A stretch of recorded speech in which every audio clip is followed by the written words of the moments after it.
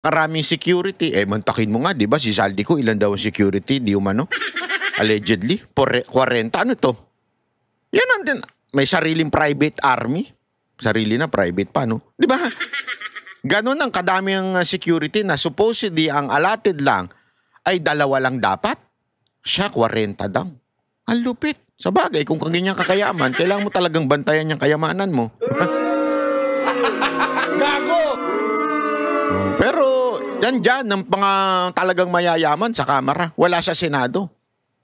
Bakit hindi sila maglabas ng hasalin? Unahan mo na, Romualdez. Ikaw ang paka-obvious mo eh. Ikaw ang pinaka-mayaman. Isa sa pinaka-mayaman na kongresista. Ba't di mo ilabas ang salin mo? Inaayos pa? Inaano pa? Sige. Wala tayong magawa. Ganun talaga eh. May due process kayo eh. Diba? Hamon sila ng hamon. Rimulya, hamon ka ng hamon ng salin, di ba? Ginamit mo pa yan against Martires na bakit ganito ang salin. Sige. Yung Malacanang hindi naglalabas sa salin eh. Yung presidente hindi naglalabas sa salin eh. And government officials will be investigated and charged by credible evidence. Those found responsible will face the consequences and help. Ang galing yung wording sila, found responsible. So para bagang meron na talagang conviction yung mga binanggit. At kaya gano'n naman din ang packaging ng mga bayarang media. Kaliwat kanan, Villanueva, Estrada, may mga kaliwat kanan, dinadamay sila. Kasi nga, sino ba may-ari ng sino ba ang may stock sa media? Alam na natin. Ngayon nga po mga kababayan, eto na. Matindi ho yung bumulagang news sa atin ngayon paggising natin. Bakit kanyo? Bumulaga ang news na meron na daw ididemanda ang, meron na daw para bagang i-recommend na idemanda ng ombudsman ang ICI. Ang ICI pupunta sa ombudsman, sasabihin nila, ito yung mga ebidensyang nakuha namin, interview, bla bla bla. Ito, gamitin mo para kasuhan ito mga tao na ito. Dahil daw may mga indirect at direct na corruption sa flood control. Parang totoo, no? Pero in fairness, napakagaling ng ICI. In fairness, mga kababayan. Bakit to, kanyo? Napakagaling talaga ng ICI. Kasi itinago nila investigasyon.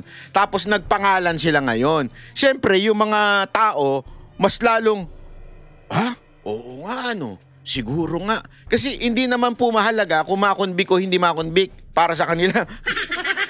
Ang mahalaga, maano yung issue na may ginagawa ang Pangulo, may pinakasuhan, may ginagawa na yung kasi tandaan ninyo, etong katarantaduhan na nangyari sa ating bansa, etong nangyayari na ito, nagagalit na tao, kaya nga nagkakaroon ng iba't ibang rally, di ba, sa iba't ibang kulay. Nagagalit na ngayon, para maiwasan yan, magtuturo ngayon ng Malacanang. Magtuturo ngayon itong Pangulo na ito. Sasabihin niya, ito may kasalanan, bla bla bla. Para mukhang kapani-paniwala, dapat may makasuhan. Tapos sasabihin na lang nila, wala na kaming kinalaman dyan kung hindi yan mapakulong kasi nga meron tayong due process. Diba yung sinasabi ni Marcos na kesyo, hindi naman pwede na walang due process. Diba? Yan ang sinasabi niya eh. Ang akin lang kasi, yung due process, para lang sa mga kakampi ninyo. Pero para sa mga kalaban, kita nyo nga ginawa nyo kay Pangulong Duterte, walang due process yun. Na supposedly, Supreme Court na nagsabi, any extradition o any na pagdadala ng isang tao sa ibang bansa, dapat dumaan sa korte at hindi DOJ ang korte. Ang korte, yung tapat korte, at meron pang panahon para mag-bail. Hindi nyo pinadaan ng due process si Pangulong Duterte. Minadali ninyo. Binitbit nyo kagad dun sa dahig. Tapos ngayon magsasalita kayo ng due process. Ikaw, Marcos, wala kang karapatang magsalita ng due process. Bakit? Hindi nyo binigyan ng due process si Pangulong Duterte. Kaya wala kang karapatan magsalita ng due process. Yan putang inang due process ninyo ay para lang yan sa mga kakampi ninyo. Para tumagal. Bakit? Mamaya ipapaliwanag ko. Para maitakas na ho nila yung pera nila. Para maitakas na ho nila yung pagmamayari nila. Yan no, ang dahilan ng inyong due process. Kaya katarantaduhan po yan, due process nyo na yan. Ito pa matindi dito mga kababayan. Aside from sa putang inang due process na yan, wala yung mga pangalan na ini-expect natin. Di ba? Bakit? Bakit? Oh, hindi ngayon may papaliwanag. Kasi nga magaling ang ICI eh. Bakit? Itinago nila yung mga interview. Meron pa silang pautot sa Senado na ila-livestream daw. Asan na yung putangin ng livestream? Wala na. Oh. Ba't hindi nyo na lang ilabas kung ano yung interview na ganap nung una? Bakit ipapa-livestream nyo pa ngayon? Ilabas nyo na lang eh. Ano, wala kay recording? Oh, we challenge you. Dapat yan ang panawagan natin. Ilabas nyo ang interview. Ilabas nyo ang investigasyon kay Romualdez. Bakit ayaw nyo ilabas? Tapos meron kayo pa kayong, hindi, because of the clamor of the people, we will do the live stream. Tapos na, nakasuhan nyo na. Tangin, gaguhan eh. Alam nyo, mga kababayan, ginagago tayo nitong gobyerno na ito. Live stream pa, tapos na, kinasuhan nyo na yung mga dapat kasuhan. Kuno. Eh bakit hindi nyo ilabas lahat na nangyaring investigasyon? Mula dun sa mga DPWH official, mula dun sa mga senador, mula dun sa speaker, bakit hindi nyo ilabas? Kasi you want us guessing kung ano yung nangyayari. Para na sa inyo lang yung paliwanag, para bagang ganire. Maglagay ka dyan sa dingding. Bawal umihi dito. Pustahan tayo, doon iihi ang tao. Kasi may ganong klaseng, ewan ko kung anong psychological topak ang mga tao eh. Pag sinabi mong bawal umihi, doon iihi. Di ba? Paglagay ka ng butas dyan, sabi mo, bawal sumilip. Sisilipin pa. Pero kung wala yan, wala sisilip dyan. Tama, mali. Pero pag nilagay mo, bawal sumilip, dyan sila sisilip. Ano ibig ko sabihin? Yung ano eh, yung kanilang curiosity, yung kanilang parang, ano ba meron yan? Ano, doon namumuo yung opinion eh. Doon namumuo yung action. Di ba? So, ganyan ang ginawa ninyo. Itinago ninyo yung mga interview para kami magbigay ng opinion namin, magbigay ng reaction namin na naayon lamang doon sa gusto ninyo mangyari. Na ano, kasuhan yung mga tao na ito. Sino yon? Mga kalaban. At para mawala doon sa tunay na dapat sana kinakasuhan. Tama, mali? Panoorin natin tong issue na to ito. Papaniwalag natin isa-isa kung bakit sa tingin ko sablay na naman tong ICI. Dapat sa inyo buwagin na eh. Aksaya lang kayo ng oras ng mga tao. Inirekomenda na ng Independent Commission for Infrastructure o ICI. Kita nyo, yung tatlo na yan, iba dapat yan eh. Isa lang ang tumama dyan. Yung dalawa, dapat dyan yung presidente tsaka si Romualdez. Yan ang katotohanan. Ay, simple lang, Brad, simple lang. Ha? Simpleng-simple. Kanino nagsisimula ang budget? Sa DBM na ang nagdidikta, walang iba kundi ang Pangulo. Saan dadaan? Sa Senado, sa Kamara. Pero ang pinaka-ending sa small committee na di umano paghahawak daw ni Zaldico at ni Speaker Romualdez. Yun ang ending sa legislative. Pagkatapos nun, batas na ba yun? Hindi. Aakyat pa sa presidente, pipirma na naman ng presidente. So putang inang pinaka-kurap na budget sa Pilipinas, nagsimula sa presidente, nag-ending sa presidente, pero wala siyang kinalaman, wala siyang pananagutan. Anong katarantaduhan yun? Tama, mali? Pangatlo. Pangalawa pala. Dumaan nga, di ba, sa legislative. Sino ending na legislative? Hindi naman yung BICAM eh, yung small committee. Ay, bakit wala dyan si Romualdez? Katarantaduhan na naman. Tapos ngayon, yung mga senador. Itong mga senador na ito, hindi ko sinasabing walang pananagutan. Wala ko sinasabing ganyan. Maganda nga yan, kinasuhan ninyo ng sagutin nila sa korte. Pero wala pong pananagutan niyan. Kahit kasi, sabihin mo na, halimbawa, lahat ng mga congressman, mantakin mo, ang daming binanggit na congressman ng Diskaya.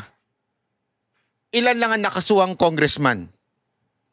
Pero yung sa Senado, ayan na kagad, puro oposisyon. Wag niyong kakalimutan yung announcement ni Atty. Fortun na 7 yun, supposedly. Sino bumawi? Hindi naman si Fortun eh. Iba ang bumawi. Na kesyo, yung isang DPWH official, nagkamali lang yung abogado ko. Ba't hindi si Fortun ang bumawi ng 7? Kasi kilala natin yung 7. Yung totoo. Yung 7 doon, marami doon, galing sa kakampi ni Marcos sa administrasyon o sa majority. So yung dalawa lang sa minority, yun lang ang sinama ninyo. Para kunwari, merong senador na nakasuhan. Diba? Ang laking katarantaduhan nito, mga kababayan. Ang pagsasampa ng kaso kina dating Congressman Zaldico at Senators Jinggoy Estrada at Joel Villanueva dahil daw yan sa pagtanggap umano nila ng suhol at kickbacks mula sa mga kontraktor ng flood control projects. Kasama po sa pinahahainan ng criminal at administrative charges sina dating Caloocan Representative Mitch Cahayon Uy, dating DPWH Undersecretary Roberto Bernardo at si Commissioner Mario Lipana ng Commission on Audit. Sabi ni ICI Chairman Andres Reyes, posible umanong sangkot ang mga opisyal na yan sa ilang krimen tulad ng plunder o pandarambong, direct o indirect bribery at corruption of public officials. Base raw yan sa sinumpaang mga salaysay ng ilang dating opisyal ng DPWH tungkol sa sistema ng kickbacks sa pagitan ng ahensya at ng mga inirereklamong kawani ng gobyerno. Sa pamamagitan daw ito ng insertion sa National Expenditure Program ng mismong mga mambabatas daw ang naglalagay. No one will be spared in this fight against corruption. Politicians and government officials will be investigated and charged by credible evidence. Those found responsible will face the consequences and help. Ang galing yung wording sila, found responsible. So para bagang meron na talagang conviction yung mga binanggit. At kaya gano'n naman din ang packaging ng mga bayarang media. Kaliwat kanan, Villanueva, Estrada, may mga kaliwat kanan, dinadamay sila. Kasi nga, sino ba may-ari ng sino ba ang may stock sa media? Alam na natin. Accountable under the rule of law. Samantala, sinabi ni Senator Villanueva sa isang pahayag na pag-aaralan daw ng kanyang mga abogado ang basehan ng pagkakadawit niya sa kaso. Pero giit niya, mapapatunayan daw ng mga records sa Senado na tutol siya mula noon pa sa flood control projects. Nalinaw na natin yan di ba? Yung kay Villanueva. Simula pa lang, binabanggit niya na. I mean, kung ikaw ay walang flood control project, o meron pa lang, kung ikaw ay may flood control project o ghost flood control project, hindi mo uungkatin yun. Siya ang unang nag-ungkat niyan sa Senado. Mantakin mo, ikaw ang unang nag-ungkat, ikaw pa yung biglang may kasalanan. Ang hinihingi niya doon sa DPW, tapusin niyo itong mga project na to. Tapos si Alcantara nga ba o yung isa? Nakalimutan ko na specific I think it's Alcantara na nagsabing, hindi, kukuha na lang tayo ng ibang project. Pero biglang kinuha sa ghost project ng flood control na walang kinalaman. Alinaw no sinabi ni Alcantara, walang kinalaman. On record sa Senate hearing yan. Walang kinalaman si Villanueva. Ay nako. Halatang halata Ako, hindi ko pinagtatanggol itong dalawang senador Pero it's really obvious. Tanga na lang ang hindi makaano, tsaka yung mga pinklawang bayaran. Lalo na yung vlogger na nagpapadala ng GCash ng 100,000 ba yun? Sa mga vlogger? Kakala mo, hindi namin alam Gago. Alam namin. Hindi lang namin syempre, due to privacy nung tao na yun. Tawag doon yung, ano ba tawag dito? Yung data privacy law, di ba? Hindi namin pwede ilabas yung pinapadala niya 100,000 dun sa mga bumabanat sa mga Duterte. Pero yung mga bayaran tanso vlogger na yan, akala nila hindi nila damin alam. Pero ang packaging talaga nila, etong sila Villanueva, etong si Estrada, Kasi iyan yung uma-align sa Duterte kuno di ba? Para sinasabi, Duterte Black, bla bla bla.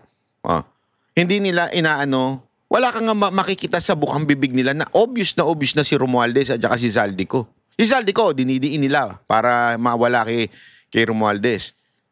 Pero hindi mo maririnig. Halatang halata So ayan, malinaw na sinasabi na itong isang organisasyon na ito na bakit wala itong si Martin. Yun ang tinatanong ng taong bayan. Si Martin, ayaw lang niyang pangalanan pero napaka-obvious naman.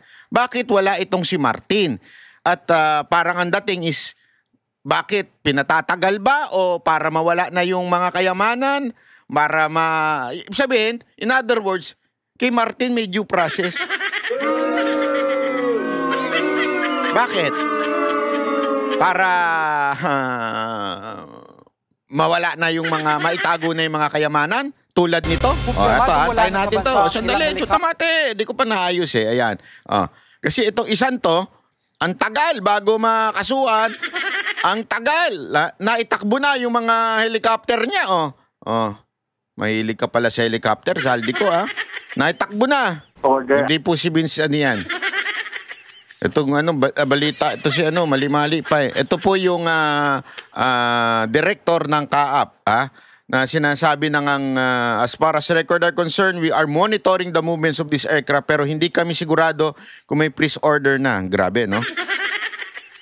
Na ang AMLAC dahil wala pa kaming natatanggap dito sa CAAP. Di ba? Ang dal-dal nila noon na sinasabi nila ipapa-freeze order na natin sa AMLAC yan. Kasi remember, mga banateros, kay Pastor Kibuloy, hindi pa nga siya talagang lahat. And we know, nakita namin We saw what happened. And it was so fast na freeze lahat. Na ang bilis-bilis na freeze ng AMLAC. Eto, mga kababayan. Pinatakas? Pinaalis? O sadyang may due process? Di ba, yun yung sinasabi ni Marcos sadyang may due process. Yan ang due process.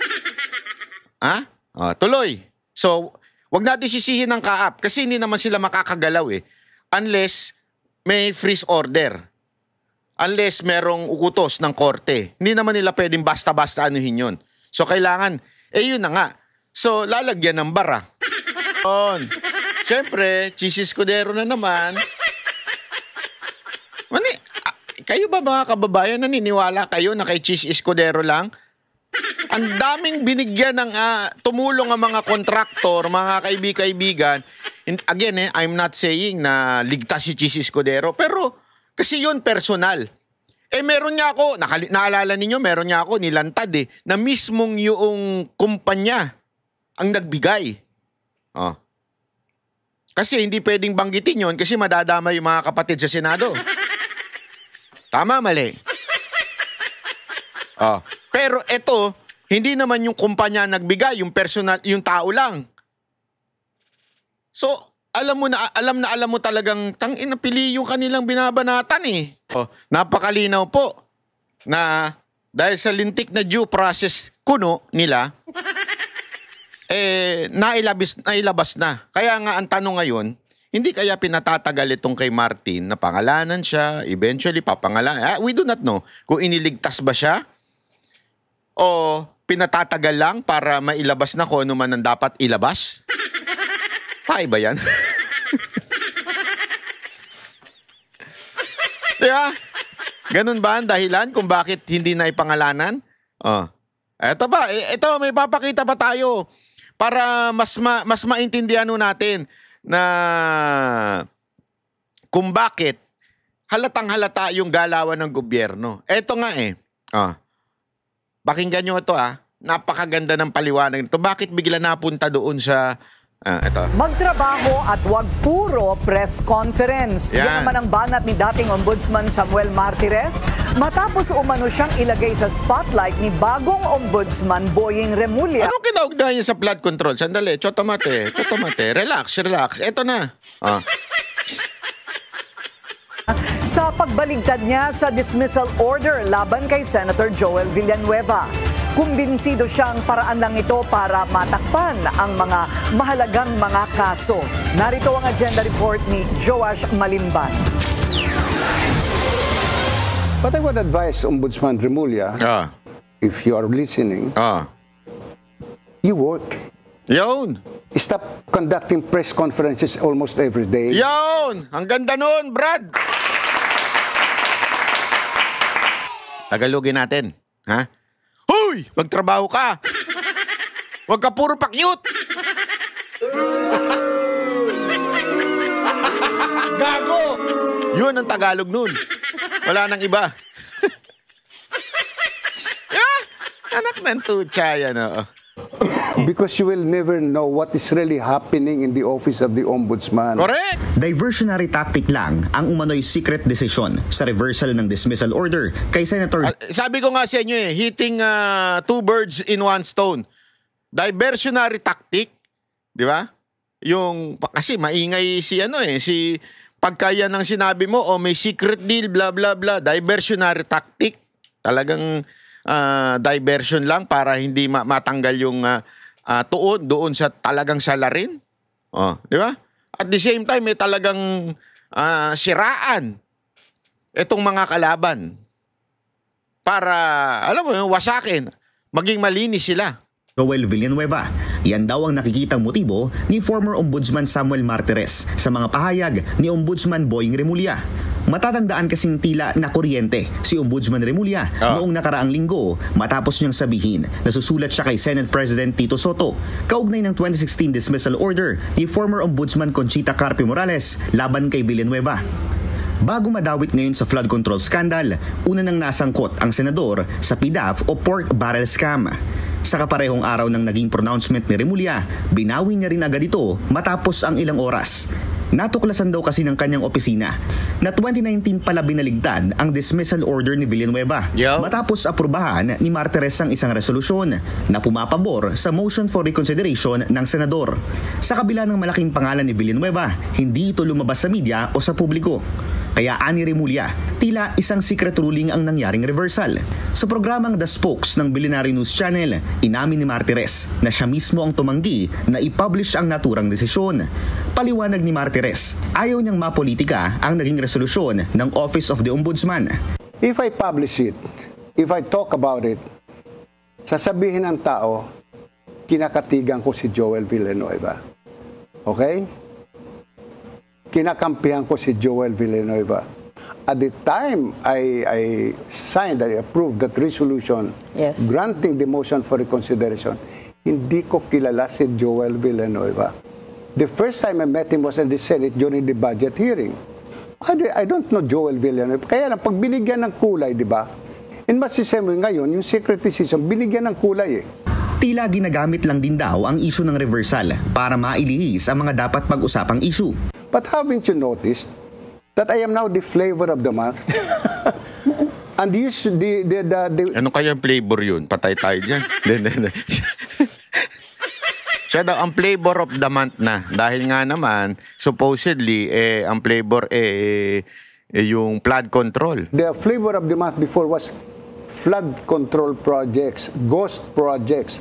Nakalimutan na natin yon. The flavor of the month was the trillion peso march. Nakalimutan na rin ng tao. Sa kaparehong programa, sinabi naman ni Nooy Senate President Franklin Drilon na hindi na nila iniakyat sa Senado ang kaso ni Villanueva dahil kung pagbabasihan daw ang saligang batas, walang jurisdiksyon ng ombudsman sa mga miyembro ng Kongreso. Pero paglilinaw niya, klaro na hindi inaktuhan ng Senado ang dismissal order mula sa ombudsman.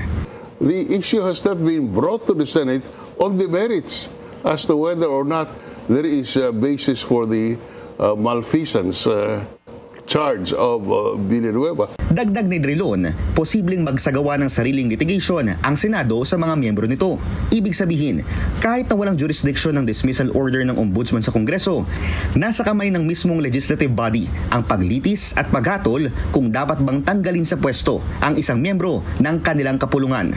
Para sa agenda, Joash Malim. Nakikita nyo na, di ba? Yung diversion na yun na ginawa nila.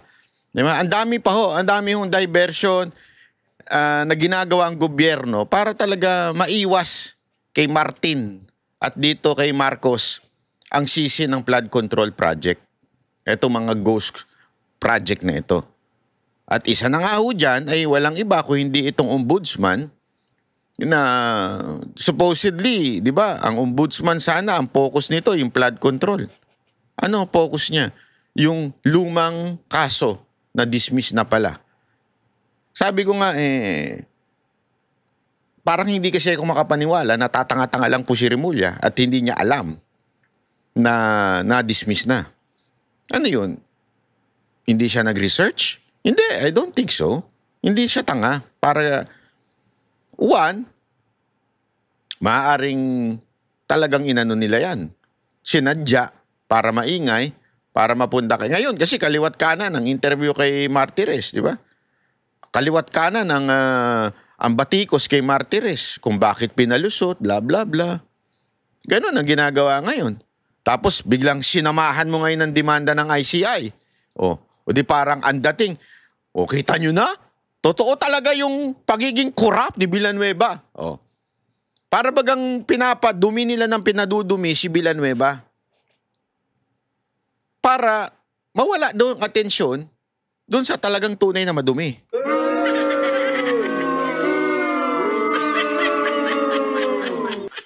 Naintindihan nyo?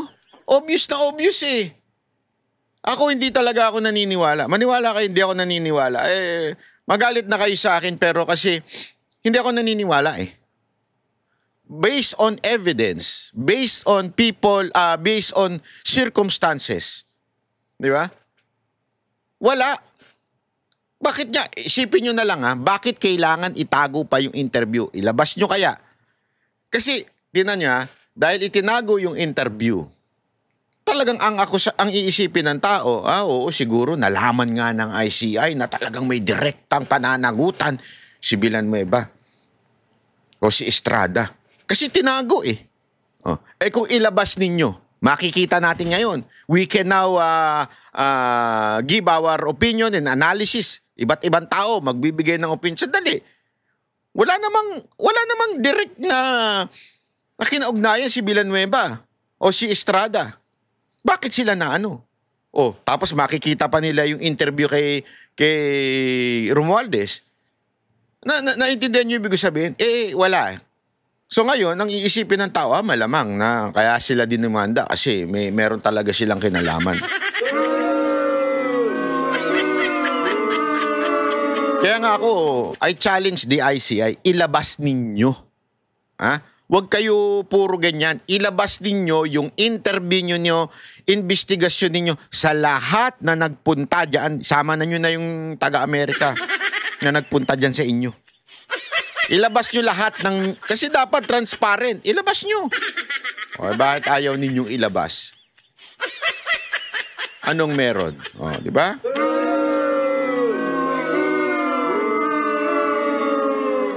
Tingnan natin ito Medyo dito nga, pahiya nga ho sila eh. Kaya tingnan ninyo, panoorin nyo ito. Medyo napahiya sila dito eh. Sa nagpapatuloy na serye ng Labasan ng Yaman, 19 na sa 24 na senador ang nagsapubliko ng kanilang mga salin. Sa pinakahuling datos, si Chis Escudero ang maituturing na poorest senator, habang si Mark Villar naman ang pinakamayaman. Ako, yari sila dyan. Mapapahiya sila. Hindi nila mabanatan. Hindi. Kasi supposedly itong salin, di ba, pakpakuno ito ni Remulla, di ba? Para sana mabanatan yung mga kalaban. Ang problema, kakampi na nila si Villar ngayon. So, parang useless na itong kampanya na ito. Kasi talagang yung bilyonaryo, iba. Ang galing nyo. Ang galing ng packaging nila, no? Salin ang topic, pinakamayaman si Mark Villar, pinakamahirap si Escudero, pero ang packaging, doon sa balita, dawit sa flood control, si Escudero tsaka si Villanueva. Galing. Gago! Slight ang tawag dyan, Simple lang pero rock. Bilyonaryo couple na ang galing nila mandamay. sina Senador Raffy at Representative Jocelyn Tulfo. So far, si Senator Raffy ang may pinakamataas na declared net worth. Uy, sana all, Ito idol natin eh. Mantakin mo, yumaman talaga, naging bilyonaryo dahil sa kanyang Raffy Tulfo in action. Yan ang idol natin. Ay, nako. Malupet mo. Hindi pero hindi kasi kung ewan ko, panoorin lang ninyo. Sa lahat ng mga senador na naglabas ng kanilang SALN. As of December 2024, hindi bababa sa 15 sasakyan ng pagmamay-ari ni Tulfo. Nandyan ang 2 Cadillac Escalade na parehong bulletproof na nasa 14 million pesos each. Mercedes-Benz AMG, Lexus, Toyota Sequoia at ilang Toyota Hilux, Fortuner at Innova units. Nasa 6 ang agricultural lots ng Tulfo couple at may residential lots silang nasa 164 million. Wow. Wala silang liabilities. Dinisclose din nila ang business interests sa RW. Buti pa sila walang liabilities, ha? Yung iba dyan, napakaraming liabilities. Hindi nyo lang alam. Marami dyan, hindi nyo lang alam, marami kay liabilities. Yung mga jowa ninyo, asawa ninyo. Liabilities yan. Gasto sa buhay yan. Isama nyo pa yung mga kabit nyo. Gago! Puro liabilities yan. Yan ang kakaltas ng pinaghihirapan nyo. Paano? Asawa naman namin yun eh. Ang tawag dyan, hindi partnership. Hindi kasi ang asawa, dapat partnership yan. Pareho kayong kumikita. Hoy! Huwag ka nga pumunta dyan sa topic na yan, Banat Bay. Baka wala yan ko yung asawa ko. Hindi kasi dami ko naririnig ngayon, mga kabataan pa naman. Hindi ko alam bakit ganun. Dati naririnig ko na to, pero ngayon mas marami ko naririnig. Yung mga kabataan daw ngayon, yung mga babae, sila pa ang bumibili ng NMAX o Sniper, mga motor yun eh, sa mga boyfriend nila.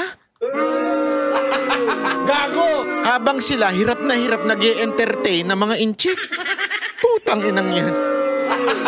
Gago! Tama, mali. Kawawa na. Wala namang masama mag-entertain ng mga inchik at saka ng mga Koreano, ha? Pero kawawa naman sila, no? Dapat hindi ganun. Dapat pati yung kung namamaklaman yung mga boyfriend ninyo, siguro nyo naman nagbibigay sa inyo ng pera. Pero kung kayo pa rin na nagbibili ng mga motor nila, nagpapagas sa mga motor nila, pambirang buhay kawawa naman kayo. Yun ang tinatawag na liabilities, mga kababayan.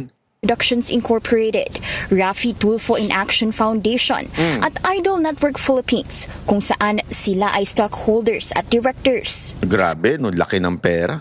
Ang kapatid niyang si Senator Erwin Tulfo, nasa 496... Ano lang yan, reporter lang yan. Pak! Di ba? Ako, magre-reporter na rin ako. Hindi, reporter ba tawag doon? Hindi. Producer naman sila, producer Banat Bay. 7 million ang total net worth as of June 2025. Kumpara kay Senator Raffy, may liabilities si Senator Erwin na nasa halos 160 million. Kabilang dito ang personal loans at insurance. Lagpas 10 ang residential properties ni Senator Erwin at in total, nasa higit 210 million pesos ang mga ito. Hindi naman pinangalanan ni Senator Erwin ang kanyang 11 vehicles, pero nasa 75.1 million ang total. 11 vehicles? Lupit. Sabay-sabay kayang ginagamit yung 11 vehicles na yun? Naka-convoy? Hindi kasi meron akong napanood na nanonood tayo ng mga mga secret in handling your money, at the same time yung mga lesson in life, mga pinapanood natin eh. Tapos meron ako isa narinig, sabi niya, bakit ba ang tao pag nagsasakyan sobrang dami, no? Sabay-sabay nila minamaneho yun? Hindi, I mean, sana pamilya kayo, di ba? Dalawa lang, van at saka isang mas malaki pa, maybe kotse or kaya isang SUV. Pwedeng ganun eh, di ba? Pero, yung mga ganitong 11 na daw, yung parang, may punto yung naririnig ko na ganun eh, na bakit mo kailangan ng sobrang dami ng sasakyan.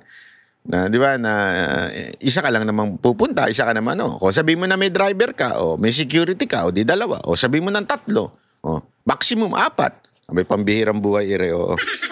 Ba't mo kailangan ng 11? na hindi mo naman masasama yung sabay-sabay. Di ba? Price nila. Meron din siyang 4 na firearms na nasa 280,000 pesos in total. Para sa agenda, Hannah T, Bilyonaryo News Channel. Ang galing ng focus, ano? Ang galing talaga ng focus ng bilyonaryo. Pero paano yan? Basag yung ano nila na si... Hindi, kasi alam mo, ang mga Escudero, kasi kilala ko itong mga ito eh. Oh, kilala ko ito kasi mayroon yang hindi pamilya Escudero, hindi not the personal ha. Kilala ko ito na mga talaga may mga pagmamay-ari ito eh. Ito yung may mga lots, mga lupa, mga mayayaman yan eh, 'di ba? Yang mga Escudero at siguro tama nga 'yung sinabi nila, pinamana kaya hindi mo masasabing kasi marami na sabi niya, mayaman naman talaga si Chis Escudero, bakit ganyan lang ang salin niyan? Eh kasi nga po, yung kanyang kayamanan ay mana. Diba? Maraming karamihan ng kanyang lote, mana. Sabi ko nga, sana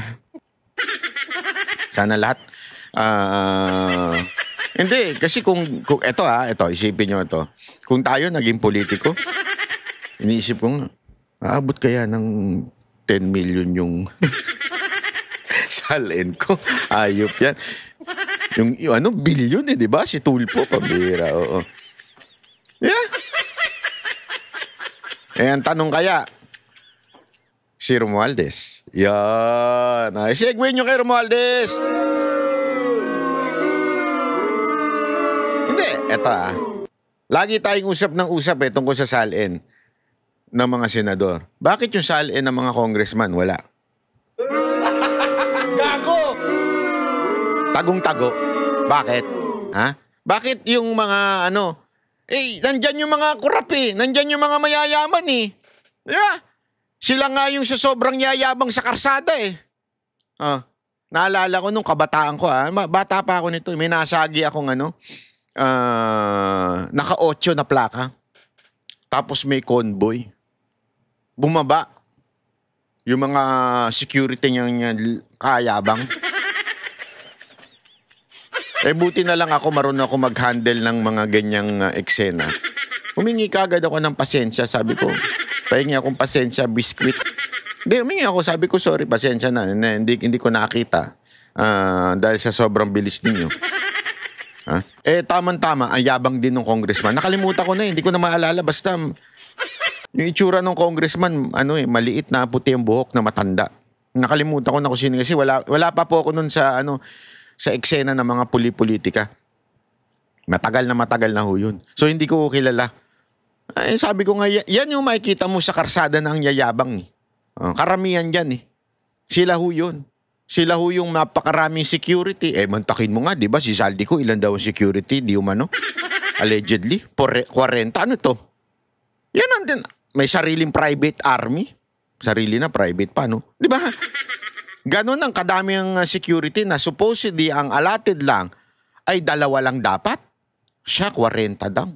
Ang lupit. Sa bagay, kung ganyan kakayaman, kailangan mo talagang bantayan yung kayamanan mo. Gago!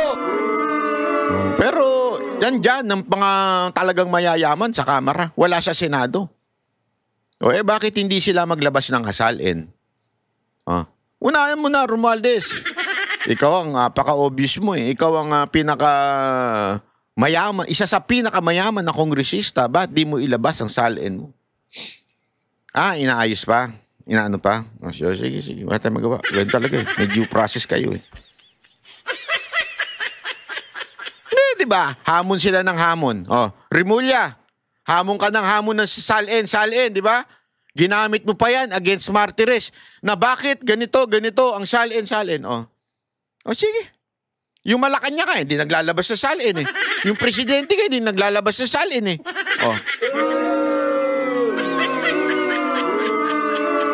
Hindi ba? Isipin nyo ito mabuti ginawang issue ni Remulla yan. Pero hindi naglalabas sa salin ng presidente. Mga kongresista hindi naglabas ng salin. Mabuti pa tong senador, naglabas na. Karamihan sa kanila, naglabas na ng salin. Pero sino nagpasimula ng pautot na kaepala na yan? Si Remulla.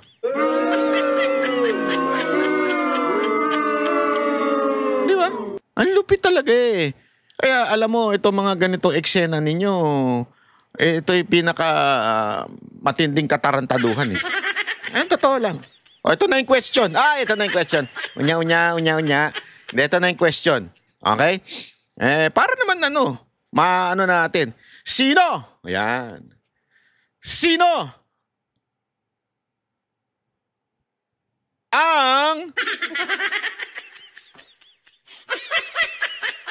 ang pinaka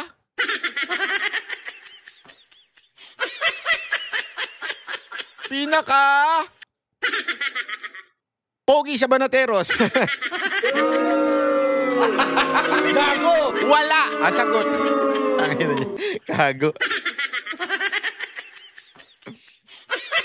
Hindi. Sino ang pinakamahirap sa salin sa Senado? Ayan. Sige. Sino ang pinakamababa ang salin sa Senado? Ayan. Sulat nyo, sagot dyan. Anarot! Pati ikaw, mali-mali sagot mo, ha? Hindi. Tama naman sagot niyan. Sino ang pinakamababa ang salin sa Senado? Ayun, palakpakan.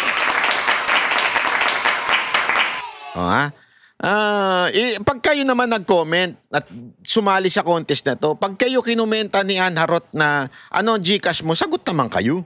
Ayaw nyo sagutin si Ann Harot pamimigay na lang natin yung Gcash na yan sa ibang tao. Sayang din, pang alam ko, hindi kalakihan yan. Ito'y lamang pa. Hindi naman po ito para ito'y konting kasiyahan, di ba? Konting entertainment baga. Kasiyahan ito sa ating mga kababayan na konting kape-kape everyday.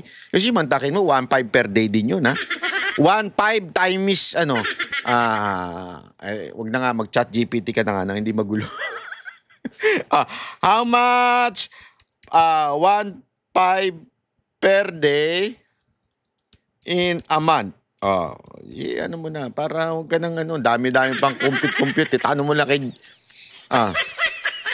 Assuming in 1 month, 30 days. That's 45,000 per month. Dadaigin pa natin yung lintik na donasyon ni... Per month po ito, per month. Dadaigin pa natin yung donasyon na pinagyayabang ni Vice Ganda. Per year. How about per year? Sige. Naku po. In per year, 45,000 per month, 540,000 per year. Saan ka pa? Vice Ganda. Ako, walang inaapakan. Namimigay ng walang inaapakan. Ikaw, naapakan mo yung mga effort ng mga tao doon.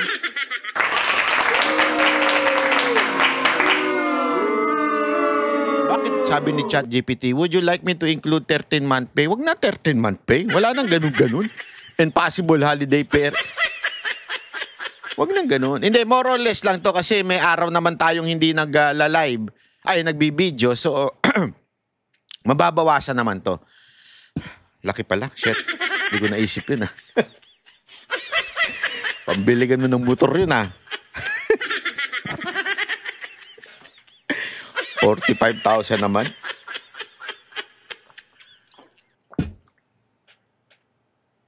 Sana may mag-sponsor dyan. Hoy, mga kumpanya! Hindi politiko, kumpanya lang ang pwede mag-sponsor. Ng 45,000 naman. This game is sponsored by yun, di ba? Maganda sana, Baka naman. Ayoko ng online casino, Ayoko ng mga online gaming. Ang pwede natin maging sponsor na kumpanya, Wagyu. Ganyan lang, Mga eksena. Tanong kaya natin yung mga kaibigan natin sa, wala tayong kakilalang, mayaman dyan, Puro mga J. Guevara lang at saka si Sir Jack lang ka. Wala tayong mahinging pera dyan sa mga yan. Panay pa utang. Biro lang kami. Gago! Huwag mo na binubuka yung banat ba? Hindi. Kayo naman, ito ba? Ito naman. Nako, konting lang konting topic dito kasi matinding topiko ito eh. Tinawag ni Congressman Paulo Duterte na bangag ang administrasyon sa issue ng foreign policy.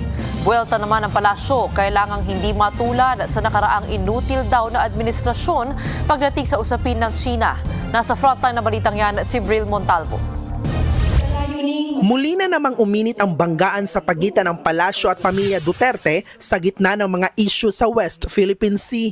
Sa kanyang press con, binanata ni Palace Press Officer Undersecretary Claire Castro si Congressman Paulo Pulong Duterte matapos tawaging bangag administration ang kasalukuyang pamunuan.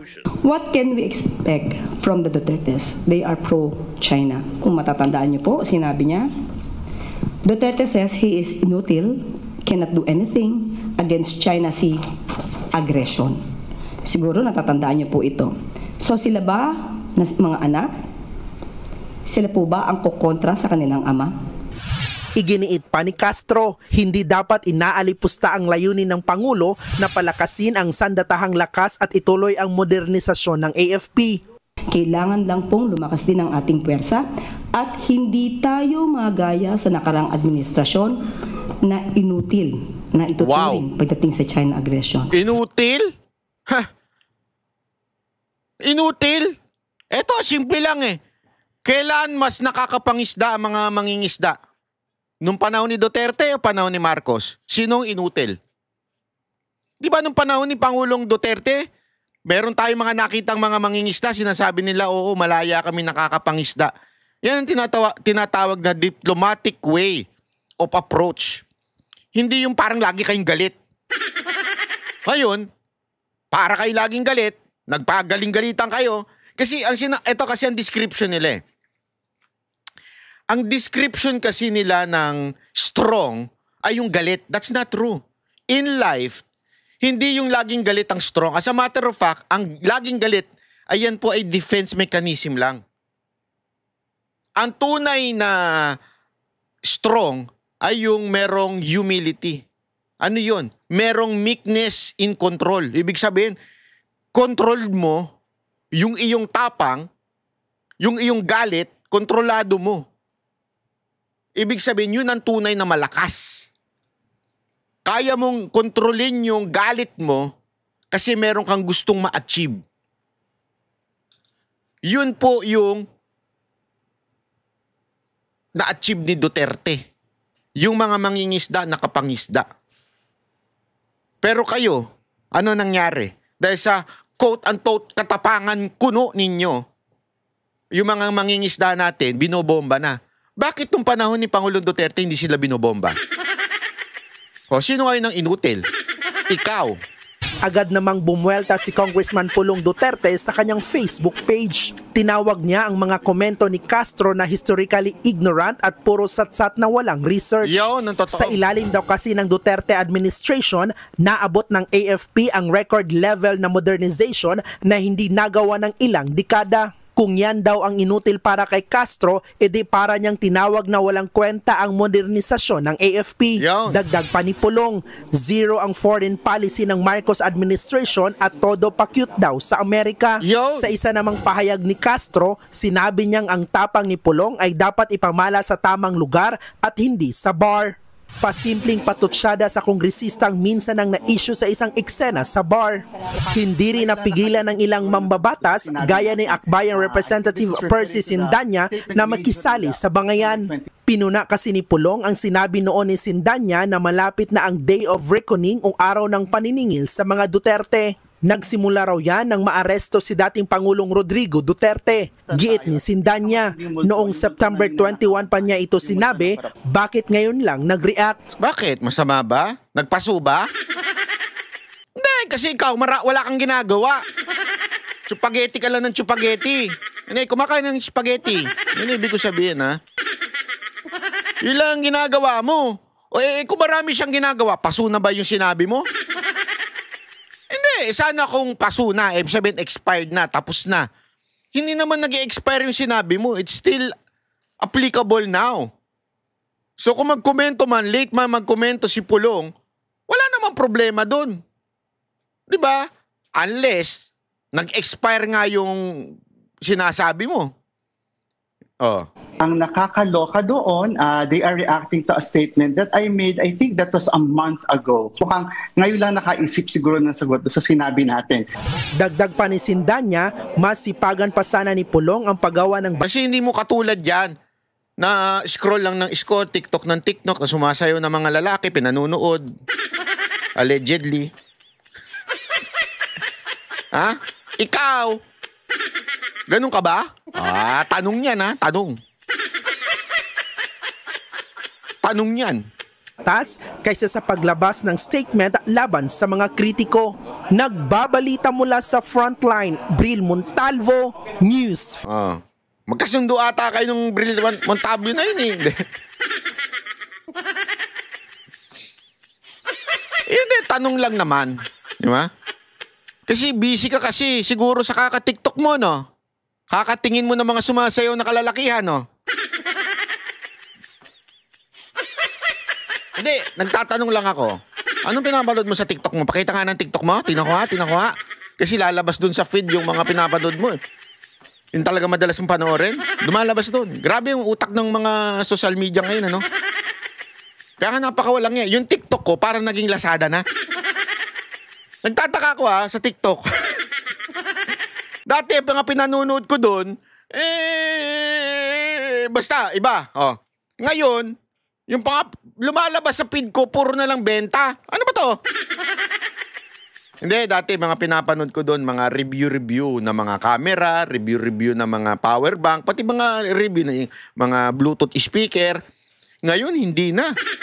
Ang lumalabas sa TikTok ko, nagbebenta ng basura, nagbebenta ng tissue. Si ako naman, pag nakakita, ay, ang ganda nito, add to cart, mura lang yan, 100 pesos. Di ba? Gano'n ka na naman, ay, mura lang yan, 200 pesos, add to cart. Ay, mura lang yan. Hanggang araw-araw, para akong si Santa Claus, may dala-dala akong mga delivery na tigwa 100 pesos, na umabot na ng 1,000, 2,000 kada araw. Sabi ko, pambihirang buhay ere. Ang galing mandaya ng ng TikTok. Bibigay lang muna siya yung mga mura-mura eh. Pero dahil sa sobrang dami mo binibili na eventually wala naman ng kwenta, tatapon mo lang. Ako sabi ko nga sa inyo, dami kong binibili. Ito, halimbawa, ito, ang ilaw. Etong ilaw na to, napakagaling nito ha. Tingnan nyo ha, mga guys. Pag yan binuksan mo, umiilaw. Siyempre ilaw nga. Tapos pag umiilaw, pwede mo pang-adjust yan. Pwede pang yan. Yan, iilaw yan. Tapos, pag pinindot mo pa ng ganyan, pupula yan. Pagkatapos niyan, pwede mo pang gawin kung ano-ano yan. Yan, nagbiblink siya. Pumupula. Yan. Yan. Diba? Murang-mura lang yan. Yan. I-add to cart mo na. Uy, yung galing nga, lit niya. Pwede yung pag-isabit ng ganyan, para may ilaw ka lagi, di ba? Habang naghahanap ng mga gamit mo nang wawala na binili mo sa TikTok at saka sa Lazada. Yan, Sa mura-mura lang ito. Andyan sa add to cart. Walang ganun dito. Ba't ba tayo napunta dyan? Ewan ko ba? Ito kasi yung congressman nyo kung ano-ano pinasasabi. Ito din napunta tayo dyan.